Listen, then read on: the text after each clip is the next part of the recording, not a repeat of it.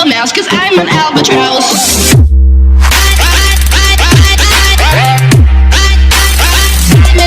Assalamu alaikum abokai, barkanmu da kasancewa da ku a wannan bidiyo.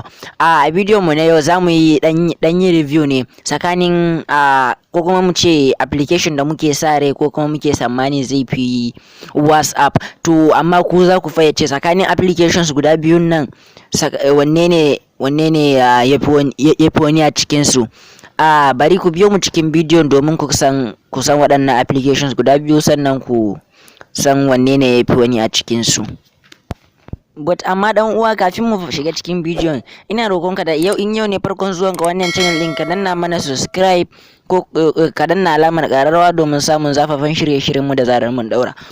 Sannan kuma idan ka dade da zuwa ma ka manta baka danna mana wannan alama ta ja ba, kar ka manta ka danna mana.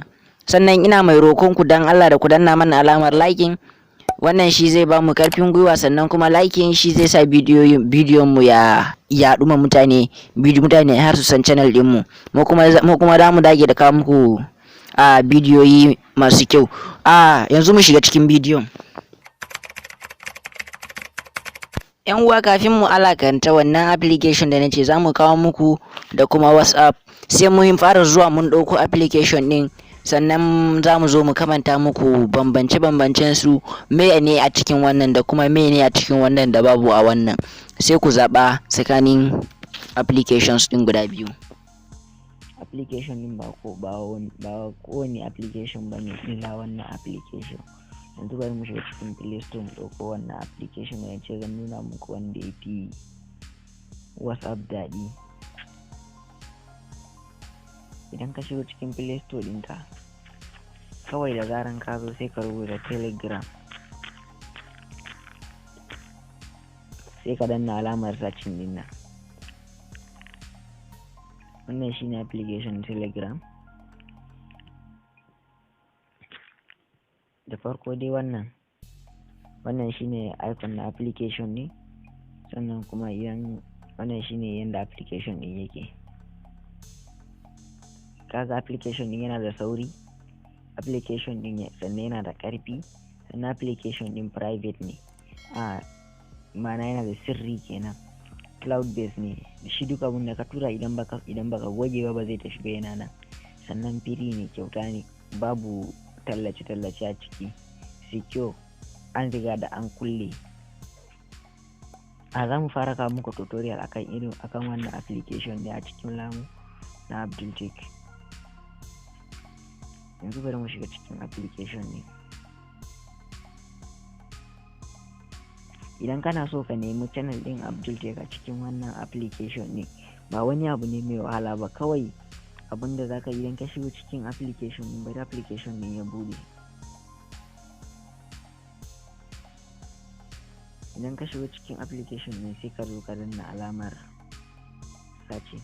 Idan ka zo wajen alamar searching, kawai abinda zaka yi, saboda sun channel namu ABDOUL Abdul, sai mu TECH which is tech, sai mu danna alamar searching. Idan mun danna alamar searching, kuna danna wannan zai fito muku. Idan ka shiga, kawai sai ku danna mana alamar subscribe a ciki, sai ku shiga. Duk lokacin da muke duk korafi ko ma me. To a yanzu dai na san kowa ya ga wannan application da muka ce za mu nuna muku. To application na gaba kuma shine WhatsApp, sannan yanzu za mu zo mu cire bambancin su da WhatsApp. Bambanci wanda na ce zan nuna muku tsakanin WhatsApp da Telegram. A cikin Telegram, idan ka zo zaka iya tura hoto a lokaci ɗaya, ko hoto 1000 kake so zaka iya ɗauka, idan hoton bai fi 1 gig file ba. Zaka iya ka ɗauka, bari mu gani yanzu guda nawa bari mu selection na hotuna guda 50. Za ku kalla, za mu iya tura su a tare, kuma za su je lokaci ɗaya kuma da sauri. Gashi zan iya turawa, kuma za mu iya ƙarawa sama da 50 din ma. Kusan wani alajabi, zaka iya scheduling, ka sa time da kake so sakon ya shiga ma wanda kake da bukata.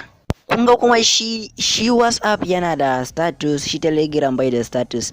A group a WhatsApp zaka sa mutane guda 256 ne, da kai admin 257, amma a Telegram zaka iya sa mutane a group sama da miliyan 1 group din zai dauka. akwai bambance tsakanin su da yawa.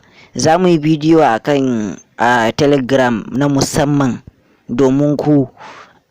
Mun gode da kasancewa da mu, amma dan Allah duk wanda ya je Telegram ya yi downloading din Telegram a sanadiyan kallon wannan bidiyo, to da Allah da zaran ya je ya yi searching din Abdul Tech, yanda muka rubuta sunan channel din mu nan, kana searching zaka kalla channel din mu, ka shiga ciki.